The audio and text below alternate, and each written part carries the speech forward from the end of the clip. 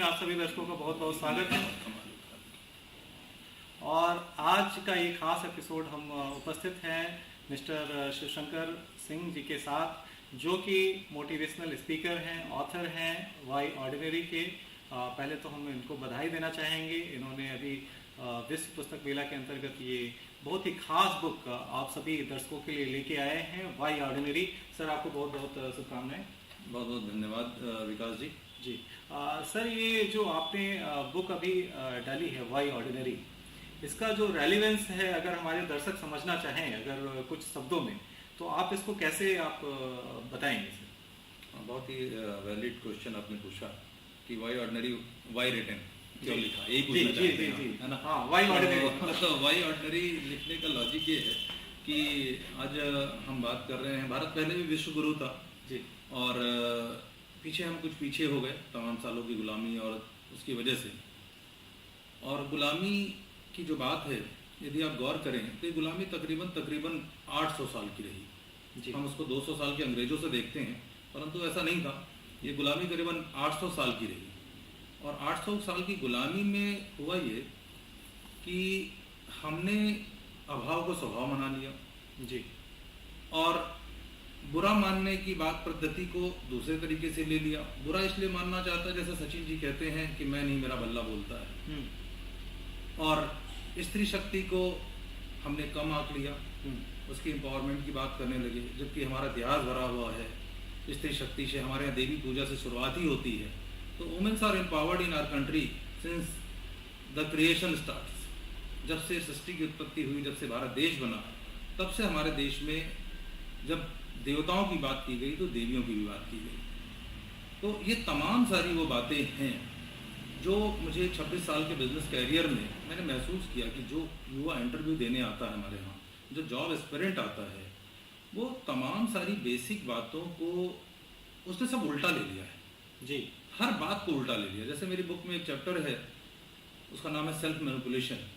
हाँ, आपने स्टार्टिंग में आपने डाला है संतोषम परम सुखम का, आपने हाँ, डाला है। अब संतोषम परम सुखम को हमारे देश में हम बचपन से भी देखते हैं, हमारे घरों में, हमारे परिवारों में भी ये पद्धति रही कि लोग कहते हैं जितना है उतने में संतोष करो जी। ये गलत अवधारणा है। निश्चित रूप से जितना है उसमें संतोष करना चाहिए, लेकिन इसका मतलब नहीं कि हम रुक जाएं। और इस बात को लोगों ने ऐसे लिया कि हम रुक जाएं। इसलिए हमने ये शुरुआत करी कि अभाव को स्वभाव नहीं बनाना चाहिए, परंतु दुर्भाग्यपूर्ण तरीके से लोग इस बात समझते नहीं हैं कि हम जब एक एज ए नेशन बात करते हैं, एज ए इंडिया बात करते हैं, जब विश्व की बात करते हैं, कलाम साहब ने कहा we the people of the world, we the citizen of the world जी। तो हम व्यक्तित्व तो एक सिंगल व्यक्ति नहीं हो सकते जी, क्योंकि हमारे करने या न करने से पूरे देश में फर्क पड़ता है, पूरी दुनिया में फर्क पड़ता है जी। तो इसलिए इस तरह की बातें हम लेके आए कि जो समस्याएं, जो दिक्कतें हमारे देश के युवाओं से हमने मिली, वो आगे लोगों में कम हो सके, हमारा युवा प्रेरित हो सके और देश की उन्नति और विश्व की उन्नति में अपनी भागीदारी सुनिश्चित कर सके।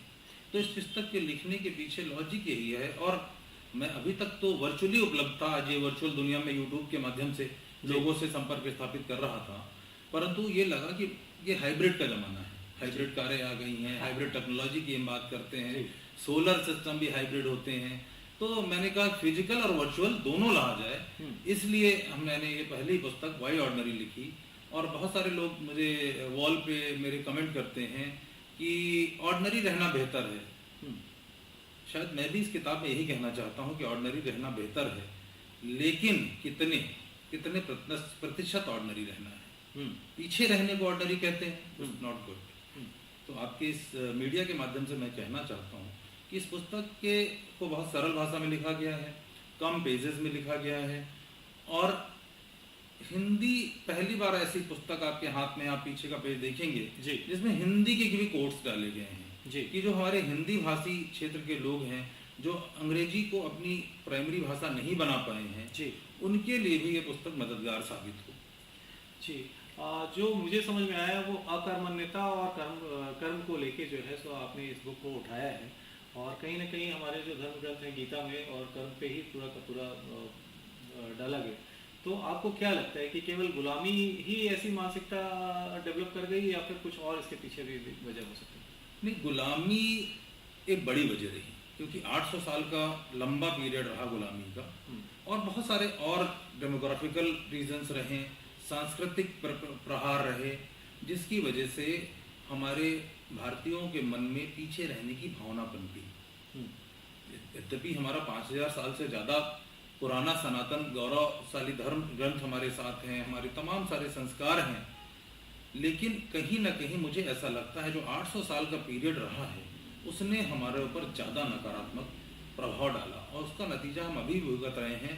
ये अच्छी बात है कि अब हम 5 ट्रिलियन इकोनॉमी की बात कर रहे हैं, हम 2047 तक वर्ल्ड नंबर 1 इकोनॉमी की बात कर रहे हैं, लेकिन ये तभी संभव होगा जब एक एक व्यक्ति, 130 करोड़ आदमी, 130 करोड़ लोग इस भारत देश के अपना योगदान देंगे और अपने अंदर से सभी जितनी भी हमारी पुरानी कहावतें हैं, भावनाएं हैं, उनको प्रॉपर तरीके से व्यक्त करेंगे, उसको उल्टा नहीं समझेंगे।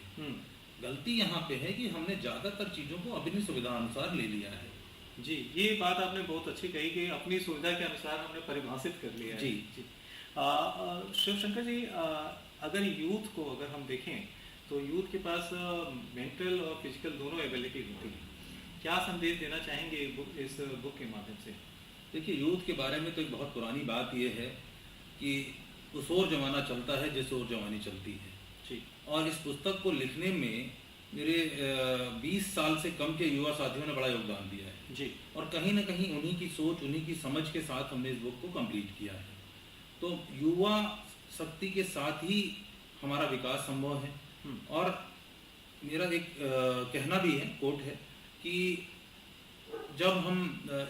जब जोश और अनुभव एक साथ मिलते हैं तो मिराकुलस होता है, तो हम चमत्कार करते हैं। तो हम जैसे मिड एज के लोग जो 50s के अराउंड हैं और जो 20s के अंदर हैं, जब ये दोनों चीज़ें मिल जाती हैं तो निश्चित रूप से कोई भी ताकत हमें विश्व का नंबर 1 देश बनने से नहीं रोक सकता। और आज हमने ये साबित किया है।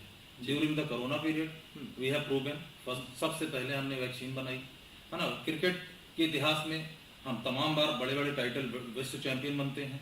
ओलंपिक्स में हम बड़े बड़े मेडल जीत के आते हैं, गोल्ड मेडल जीत के आते हैं तमाम। तो ये पिछले 20-30 सालों में भारत न्यू इंडिया की तरफ बढ़ा है and I am very fortunate कि इस न्यू इंडिया में युवाओं से इंटरेक्ट करने का अवसर मिल रहा है और उनके साथ हम अपनी सोच समझ और अपनी कार्यशैली से लोगों को प्रेरित करने का प्रयास कर रहे हैं। लेकिन युवा शक्ति सबसे बड़ी शक्ति है और उन्हीं को केंद्रित करके, उन्हीं को जोड़ने के लिए मैं जल्दी ही अपने यूट्यूब पे एक शो लेके आ रहा हूँ और उसका नाम है फ्यूचर हीरोज, भारत भाग्य विधाता। भारत भाग्य विधाता, फ्यूचर हीरोज, भारत भाग्य विधाता। निश्चित रूप से ये किताब से ही शायद ये मुझे मोटिवेशन मिला है इस तरह से करने का, क्योंकि जब तक युवा हमारा प्रोडक्टिव नहीं होगा, वो ह्यूमन रिसोर्स से ह्यूमन कैपिटल में अपने आप को बदलने को तैयार नहीं होगा, तब तक बिलीव में भी कोई भी किताब, कोई भी भाषण, कोई भी व्यक्ति ना हमारे परिवार को बेहतर कर सकता है, ना समाज को बेहतर कर सकता है, इंटर्न ना नेशन को बेहतर कर सकता है। तो मेरी सोच समझ और इनफैक्ट पूरी दुनिया में आज तक जितनी भी क्रांतियां हुई, जो हमें आज़ादी मिली, वो भी युवाओं ने ही दिलाई। शहीद भगत सिंह, चंद्रशेखर आजाद, चाहे रानी लक्ष्मीबाई, जिनकी भी हम बात कर रहे हैं। तो युवा वो शक्ति होती है ना, जिस शक्ति के आगे कोई शक्ति नहीं ठहरती है, बशर्ते कि वो शक्ति केंद्रित होकर देश हित में काम करे, जिसके अंदर राष्ट्रीयता, सामूहिकता और समरसता का बराबर से प्रभाव हो। जी जी। ये कई पॉइंट्स आपने बताया और इस बुक में अगर हम जानना चाहेंगे और भी कई कॉन्टेक्स्ट में है, और आपने बोला कि कई सरल भाषा में इसको कोशिश किया गया है लोगों तक पहुंचाने के लिए। क्या मूल मंत्र होगा अगर हम यूथ की बात करें, आने वाली पीढ़ी की बात करें, तो वो कौन सा ऐसा मूल मंत्र है जिसको लेके वो आगे बढ़ सकते हैं? देखिए, एक तो मूल मंत्र इस किताब के सबसे पीछे लिखा है। अगर वो पैसे की बात करते हैं, ज़्यादातर लोग मनी ओरिएंटेड है, तो उनके लिए एक लाइन है, your learning defines your earnings. Your earning defines your earnings. Yes, your learning defines your earnings. अच्छा, your learning defines your. Yes, यदि आपके अंदर सीखने की प्रवृत्ति है लगातार बार बार, देन ओनली आप अपने आप को सिर्फ अगर पैसे से भी आंकते हैं तो ही ग्रो कर सकते हैं, तो ही उस लेवल पे जा सकते हैं। जी। और दूसरी बात मैंने हिंदी में ही कोट करी है कि जिनकी ज़िंदगी में आज और अभी नहीं होता, उनकी ज़िंदगी में कल कभी नहीं होता। ये वाकई में बहुत शालीनता से सर ने बताया। ज़िंदगी में आज और अभी नहीं होता और ज़िंदगी में कल कभी नहीं होता। ये आपका बहुत अच्छा कोट है। मुझे लगता है कि हमारे जो दर्शक हैं इसको उतारेंगे अपने जीवन में। जाते जाते आपसे मैं कुछ जो संदेश होगा वो आपसे कहना चाहूँगा कि हमारे व्यूअर्स को दें। नहीं, संदेश यही है कि हम अपने आप को जो एक मूल भावना है उससे समझें, राष्ट्रीयता, समरसता और सामूहिकता। हम रिवर्स चलते हैं। हम बोलते हैं कि पहले मैं, फिर मेरा परिवार, फिर मेरा देश, फिर मेरा समाज। ये रिवर्स है। अगर जब हमारा देश तभी विकसित होगा जब हमारे देश का एक एक व्यक्ति विकसित होगा, और हमें विकसित होने के लिए हमें ध्यान में, केंद्र में रखना पड़ेगा कि nation first, family second and my self is the last. एक कोट मैं बोलता हूँ हमेशा, जो मैं दर्शकों से जरूर कहना चाहूँगा विनम्रता के साथ। इस कोट को यदि आप अपने जीवन में अपनाएंगे तो इस बुक की भी लर्निंग मिलेगी। और आज इस टेक्नोलॉजी के युग में हम बहुत टेक्नोलॉजी की बात करते हैं, हम मोबाइल अपडेट की बात करते हैं, हम नया लैपटॉप लेने की बात करते हैं, हम हर गजेट, गाड़ियाँ नहीं लेना चाहते हैं, लेकिन कभी टेक्नोलॉजी की तरफ पलट के देखा नहीं कि कैसे लकड़ी का पहिया अलॉय व्हील में कैसे कन्वर्ट हुआ। तो दोस्तों, innovation, adoption and re innovation is the technology itself. Innovation, adoption and re innovation. Problem कहाँ पे है? We go behind the technology, buy it, own it, but हम उसकी मूल भावना पे नहीं जाते हैं। हाँ, हम वहीं रुक जाते हैं। हम अडॉप्ट नहीं करते हैं। हम सारे फीचर भी ना मोबाइल के यूज़ करते हैं ना लैपटॉप के, जैसे हम अपने दिमाग के भी सारे फीचर नहीं यूज़ करते। ठीक है। ये दुनिया की साइंस ये कहती है कि मैक्सिमम किसी आदमी ने अपने दिमाग को इस्तेमाल किया तो 6%। जी। तो मैं चाहता हूँ कि हमारे देश का आदमी का एक एवरेज निकले कि मिनिमम 5% हमारे देश का आदमी अपना दिमाग इस्तेमाल करने लगा है। तभी हम ह्यूमन रिसोर्स से ह्यूमन कैपिटल में कन्वर्ट हो पाएंगे। तो बस जाते जाते दर्शकों से मैं ये बात कहना चाहता हूँ कि जब देने की लाइन लगी हो, चाहे वो कोरोना का टाइम रहा हो, चाहे कहीं भूकंप आया हो, चाहे कहीं सुनामी आई हो, चाहे देश युद्धरत हो, जब देने की बारी हो तो सबसे पहले मैं, और जब लेने की बारी हो तो सबसे आखिरी में मैं। इसी बात के साथ मैं अपनी बात खत्म करना चाहूँगा। बहुत बहुत आभार, धन्यवाद विकास जी, आज मुझे अपने चैनल पर लेके आए और मेरी इस बुक से लोगों को रूबरू कराया। और इस पुस्तक को आप लोग अमेजॉन से खरीद सकते हैं और अमेजॉन प्राइम पे अवेलेबल है, और बहुत ही अच्छा महसूस करेंगे इस पुस्तक को पढ़कर, अडॉप्ट करके। Adaptability is most important thing. Thank you so much.